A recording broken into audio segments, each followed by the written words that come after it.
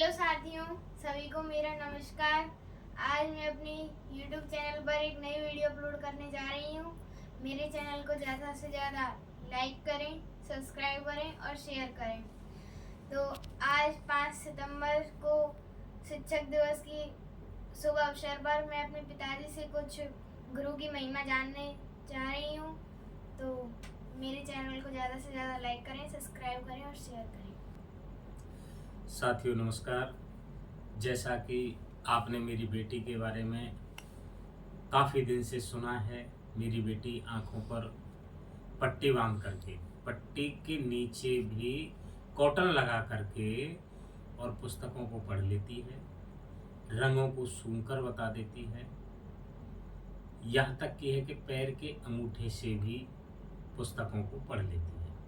Mobile पर कोई भी आप चित्र बताइए, उस चित्र को कम से कम 2 फीट दूरी से वो अपने आप बता देती है कि ये चीज़ मोबाइल में इस चीज़ का चित्र है। इसके बाद में बेटी ये भी बता देती है कि मोबाइल में आप कौन सा ऐप काम में ले रहे हैं। पट्टी बांध करके ये बता देती है कि आप कौन सा ऐप काम में ले रहे हैं। चूँकि मैं एक शिक्षक हूँ साथियों, जैसा बेटी के बारे में सुना है, बेटी आज 5 सितंबर को शिक्षक दिवस के रूप में जो पूरा भारतवर्ष मनाता है, पूरा भारतवर्ष आज 5 सितंबर को शिक्षक दिवस के रूप में मनाते हैं। इसके कारण के बारे में बेटी जानना चाह रही है, तो मैं बेटी को ये समझाता हूँ इस चैनल के माध्यम से कि बेटी आज 5 सितंबर बहुत ही अहम दिन होता है एक शिक्षकों के लिए। इसमें प्रत्येक शिक्षक दिवस के रूप में मनाते हैं। इसका मनाने का एक सबसे पहला जो कारण है भारत में, वो ये है कि भारत के द्वितीय राष्ट्रपति डॉक्टर सर्वपल्ली राधाकृष्णन के जन्म दिवस के उपलक्ष्य में हम इसको मनाते हैं। हुआ ये था कि जब उस समय भारत के द्वितीय राष्ट्रपति अपने पदासीन थे, उस समय बहुत लोग उनको उपहार देने के लिए 5 सितंबर को उनके जन्मदिन पर उपहार देने के लिए उनके कार्यालय में गए।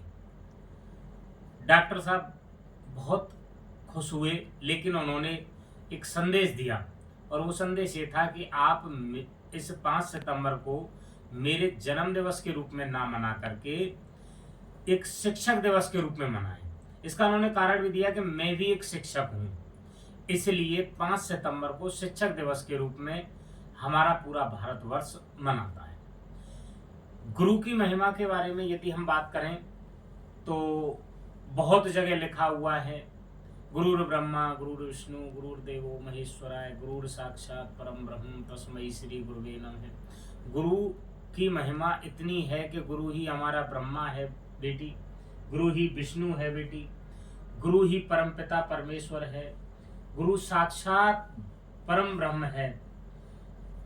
दूसरी गुरु की महिमा के बारे में एक लाइन और भी है, गुरु को भगवान से भी अधिक बताया गया है। गुरु गोविंद दोनों खड़े काके लागू पाए, बलिहारी गुरु आपने गोविंद दियो बताए। ऐसी हम गुरु की महिमा का वर्णन करते हैं और गुरु की महिमा एक निश्चित शब्दों में सीमित शब्दों में हम उसको नहीं लिख सकते। गुरु का जो वर्णन है, गुरु के वर्णन के बारे में भी हमने एक लाइन और है, और वो ये है कि सब धरती कागज करूं, सब धरती कागज करूं, लेखन सब बन राय। मतलब सब धरती को यदि मैं कागज बना लूं और लेखन सब बन रहा है, वन में जितने पेड़ पौधे हैं उनकी मैं कलम बना लूं, 7 समंदर की मसी करूं, समुद्र में जितना पानी है उसकी स्याही बना लूं, उसके बाद में भी गुरु का वर्णन नहीं किया जा सकता। ऐसी स्थिति में हम एक कहानी गुरु के बारे में और कहना चाह रहे हैं। बेटी ध्यान से सुने आप उस कहानी को। कहानी ये है कि एक बार भगवान विष्णु के पास नारद जी गए।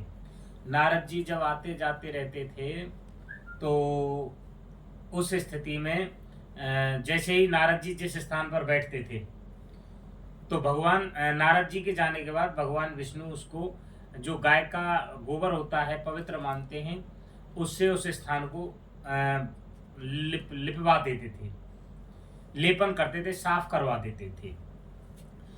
एक्चुअली ये घटनाएं चलती रही, भगवान नारद को अच्छी नहीं लगी, और अच्छी ना लगने के बाद नारद जी ने एक दिन भगवान विष्णु से पूछ डाला कि भगवान आप ये बताइए कि मेरे जाने के बाद आप इस स्थान को क्यों साफ करवाते हैं।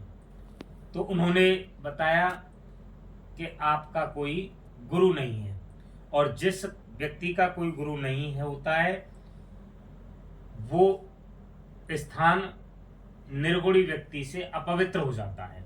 इसलिए इसको पवित्र करने के लिए हम इसको गाय के गोबर से पवित्र करवाते हैं। होता यह है कि फिर गुरुजी मैं क्या करूं आगे, इसका कोई उपाय? कि उपाय ये है, आप जाइए पृथ्वी लोक पे, वहां सबसे पहले जो आपको व्यक्ति मिले उसको आप गुरु बना लीजिए, जो आपको व्यक्ति मिले उसको आप गुरु बना लीजिए। तो वो पृथ्वी लोक पे आए नारद जी, वहां एक मछुआरा था, उसको देख करके नारद जी वापस नारायण हरि के पास चले गए, भगवान विष्णु के पास पहुंच जाते हैं। बोले भगवान मुझे तो वहां पे एक मछुआरा मिला है और वो मुझसे ज्यादा ज्ञानी नहीं है, बन के नहीं आपको वही गुरु बनाना है। तो पुनः वो पृथ्वी लोक पे आए और उसको अपना गुरु बना लिया, लेकिन उनको एक बार मछुआरा कह दिया कि आप मछली पकड़ने वाले हैं, आप क्या आप गुरु बनेंगे। लेकिन फिर भी उसको, क्योंकि ऊपर से भगवान का ऐसा आदेश था भगवान विष्णु का कि आपको तो वही गुरु बनाने हैं, तो उन्होंने उसको मछुआरे को गुरु बना लिया। और गुरु बनाने के बाद पुनः भगवान के पास जब वो आए, तो भगवान विष्णु से जो द्वारपाल थे भगवान विष्णु के, वो मैसेज भगवान विष्णु तक पहुंचाया कि मैं गुरु जी भगवान से मिलना चाहता हूं। तो भगवान ने मना कर दिया कि मैं नारद से नहीं मिलूंगा। कि उसका क्या कारण है? बोले तुमने अब तुम्हारे गुरु का अपमान किया है, तुमने तुम्हारे गुरु का अपमान किया, मैं तुमसे नहीं मिल सकता। बन की नहीं गुरुजी ऐसा भगवान ऐसा क्यों करते हो? बन की नहीं, मैं आपसे नहीं मिलूंगा। से जब भगवान विष्णु ने मिलने के लिए मना कर दिया और यहाँ तक कह दिया कि मैं इसके लिए इसका आपको श्राप मिलेगा, इसका आपको पाप मिलेगा, तो बन के महाराज भगवान